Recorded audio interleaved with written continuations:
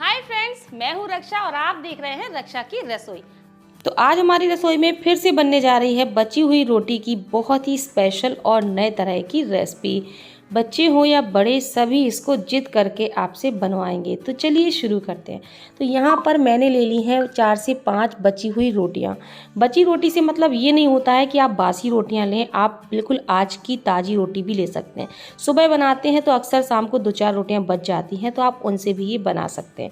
तो सबसे पहले करना क्या है, एक छोटी सी कटोरी या कोई ढक्कन हो उसको ले करके इस तरह से इसके गोल गोल सर्किल कट कर लेने हैं। थोड़ा सा धारदार कटोरी होगी ना तो ये बहुत ही आसानी से कट हो जाएंगे। और काटने के बाद इसकी जो एजेस बचे हुए हैं, जो किनारियाँ बची हुई हैं, इनको हमें अलग नहीं करना है, इनको हमें फेंकना नहीं है, इनको हमें साइड में रख लेना है, क्योंकि इन किनारियों का इस्तेमाल भी अभी हम करेंगे। तो इसी तरह से हम सभी रोटियों की सर्किल बना करके तैयार कर लेते हैं। तो यहाँ पर फ्रेंड्स आप देख सकते हैं मैंने रोटियों की सर्किल तैयार कर लिए हैं छोटे छोटे से। और ये जो साइड की बची थी ना किनारी, इसको भी हमने अलग रख लिया है। अब बस हमें एक तैयारी और करनी है। यहाँ पर लेना है 1 चम्मच मैदा, या आप गेहूं का आटा भी ले सकते हैं। इसमें थोड़ा सा हम पानी डालेंगे और इसका एक घोल बना करके, या एक स्लरी आप बोल सकते हो, बना करके तैयार कर लेंगे। ये स्लरी का काम हमें करना है रोटियों को चिपकाने के लिए। तो यहाँ पर मैदा की स्लरी देख सकते हैं आप, मैंने बना के तैयार कर ली है। अब यहाँ पर हमें रोटी का जो सर्किल था ना, इसको लेना है और इसको बीच से अलग कर लेना है, क्योंकि जब हम रोटी को सेकते हैं तो वो फूलती है तो उसकी 2 परतें हो जाती हैं। तो हमें इन परतों को जोड़ना है, क्योंकि जब हम रोटियों को फ्राई करेंगे ना तो ये परतें अलग अलग हो जाएंगी। तो इसकी वजह से हमें दोनों ही परतों को अच्छे से जोड़ना होगा।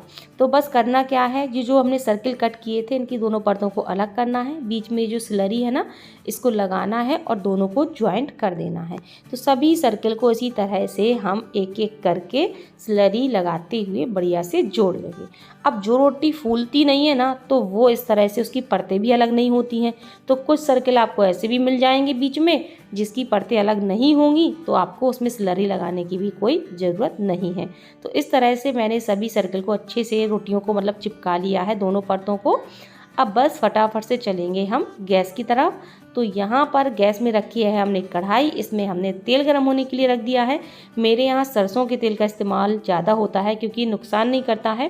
तेल को हम हाई फ्लेम पर गर्म कर लेंगे। अब इन रोटियों को ना हम एक एक करके डालेंगे, जितने आसानी से बन जाती हैं बस उतनी ही डालनी है। और इनको ना हमें बढ़िया से उलटते पलटते हुए फ्राई कर लेना है। फ्राई करने से क्या होगा कि ये जो रोटियां हैं ना एकदम कुरकुरी हो जाएंगी, एकदम क्रिस्पी हो जाएंगी, यानी कि रोटी की पापड़ी बनके तैयार हो जाएगी। आप लोगों ने पापड़ी चाट सुनी है ना, मार्केट में खाते होंगे, तो बिल्कुल वैसी ही टेस्टी सी ये पापड़ी बनके तैयार हो जाती है, एकदम कुरकुरी कुरकुरी सी। तो वैसे तो हम लोग जब छोटे थे ना तो इस तरह से रोटी को फ्राई करके सब्जी में भी खाया करते थे, बहुत अच्छी लगती थी ये कुरकुरी रोटियाँ। लेकिन आज हम सब्जी में नहीं खाने वाले, आज हम इसकी कुछ स्पेशल सी रेसिपी बनाने वाले हैं। तो यहाँ पर मैंने सभी रोटी के सर्कल को फ्राई कर लिया है। अब ये जो बची हुई किनारी थी ना, इसको भी हमें फ्राई कर लेना है। इसको हमें फेंकना बिल्कुल नहीं है, इसको भी हमें फ्राई कर लेना। फ्राई करने के बाद ये भी एकदम कुरकुरी हो जाएंगी। तो यहाँ पर फ्रेंड्स मेरी आपसे रिक्वेस्ट है, अगर आपने अभी तक मेरे वीडियो को लाइक नहीं किया है तो नीचे एक लाइक का बटन दिया गया है, उसे ज़रूर दबा दीजिएगा। और रेसिपी पसंद ना आए तो डिसलाइक का भी बटन दिया गया है, तो आप डिसलाइक भी कर सकते हैं, लेकिन कर ज़रूर दीजिएगा। अब यहाँ पर हमने ले लिए हैं 1 बड़े साइज़ का कच्चा आलू, जिसको हमने छोटे छोटे पीसेस में कट कर लिया है और अच्छे से धो लिया है। तो उसी तेल में हम आलू को भी डालेंगे और आलू को भी बढ़िया सुनहरा तल लेंगे। आलू से इस रेसिपी का टेस्ट बहुत ही बढ़िया आएगा। तो यहाँ पर हमने आलू भी फ्राई कर लिए हैं, आलू अच्छे से पक भी चुके हैं। अब यहाँ पर मैंने कुछ सब्जियाँ ले ली हैं, पत्ता गोभी, टमाटर, प्याज, शिमला मिर्च और हरी मिर्च। अब हमने यहाँ पर एक मिक्सिंग बाउल ले लिया है, इसमें हम इन सभी कटी हुई सब्जियों को ट्रांसफ़र करेंगे। साथ ही में ये जो हमने आलू फ्राई करके रखे हुए थे ना, इनको भी हम डाल देंगे। थोड़े से मैंने यहाँ पर स्वीट कॉर्न ले लिए हैं, हम इन्हें भी डाल देते हैं। आप यहाँ पर चाहे तो हरी मटर का यूज़ भी कर सकते हैं। सर्दियाँ आने वाली हैं तो हरी मटर खूब आएगी, तो आप स्वीट कॉर्न की जगह हरी मटर भी डाल सकते हैं। ये मैंने ले लिया है पिज़्ज़ा ऑरिगेनो, इसको हम थोड़ा सा डालेंगे। ऑरिगेनो ना हो तो आप यहाँ पर थोड़ा सा चाट मसाला भी स्प्रिंकल कर सकते हैं। और ये मैंने ले लिया है थोड़ी सा रेड चिली फ्लेक्स, यानी कि कुटी हुई लाल मिर्च, इसे हम डाल देते हैं। साथ ही में हम डाल देंगे स्वाद अनुसार नमक तो नमक हमें ज़्यादा इस्तेमाल नहीं करना है, क्योंकि हम और चीज़ों का इस्तेमाल करेंगे जिसमें भी नमक होता है। अब ये मैंने ले लिया है टोमेटो केचप। केचप की जगह आप पिज़्ज़ा सॉस का इस्तेमाल भी कर सकते हैं, बट जो टोमेटो केचप होता है ना, वो ईज़िली हर घर में अवेलेबल रहता है, इसलिए मैं यहाँ पर टोमेटो केचप ही डाल रही हूँ। तो लगभग 2 छोटी चम्मच के करीब हम यहाँ पर टोमेटो केचप डालेंगे। अच्छे से केचप को सभी सब्जियों के साथ करेंगे मिक्स। तो ये हमारी बढ़िया सी मज़ेदार सी फिलिंग बनके तैयार हो चुकी। अब हमने रोटी की पापड़ी को एक प्लेट में इस तरह से एक एक करके अरेंज कर लिया है। ये मैंने ले लिया है वेज मेयोनीज़। मेयोनीज़ बच्चों को बहुत पसंद होती है, तो इसमें हम मेयोनीज़ ऐड करेंगे। तो थोड़ी थोड़ी सी मेयोनीज़ हम सभी पापड़ी में इस तरह से लगा देंगे। लगाने के बाद अब हमने जो फिलिंग बना के रखी हुई है ना, ये आलू की सब्जियों की, तो एक एक चम्मच हम फिलिंग को लेंगे और इसके ऊपर अच्छे से फैलाएंगे। तो हमने फ्रेंड्स यहाँ पर सभी पापड़ी के ऊपर फिलिंग को अच्छे से फैला लिया है। ये मैंने ले ली है आलू भुजिया। आलू भुजिया की जगह आपके पास अगर सेव बारीक वाले होते हैं ना, वो रखे हों, वो आप डाल सकते हो ऊपर से, या फिर नमकीन रखी हो कोई तीखी वाली, तो वो भी आप डाल सकते हैं।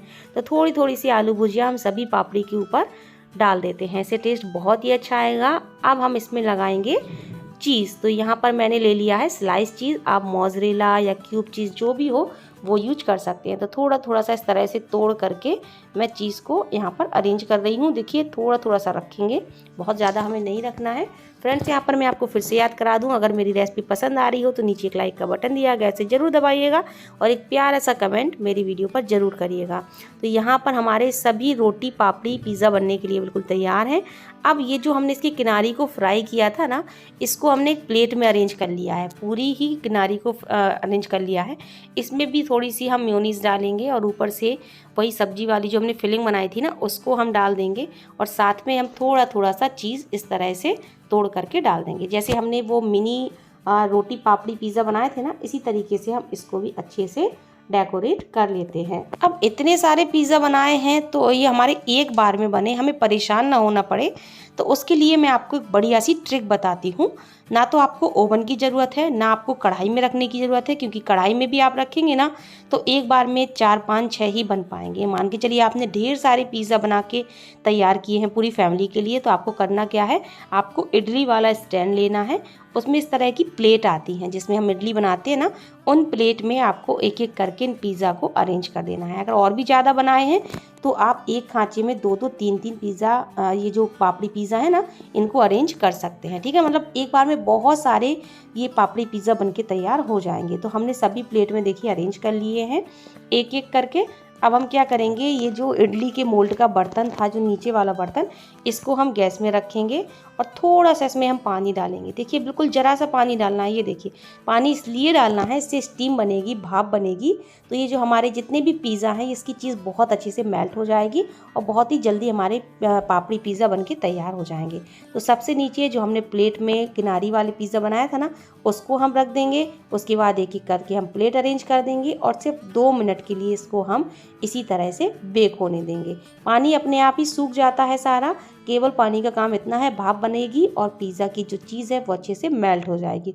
कुछ लोगों की शिकायत होती है ना कि चीज़ मेल्ट नहीं होती है, तो इस तरीके से मेल्ट हो जाती है।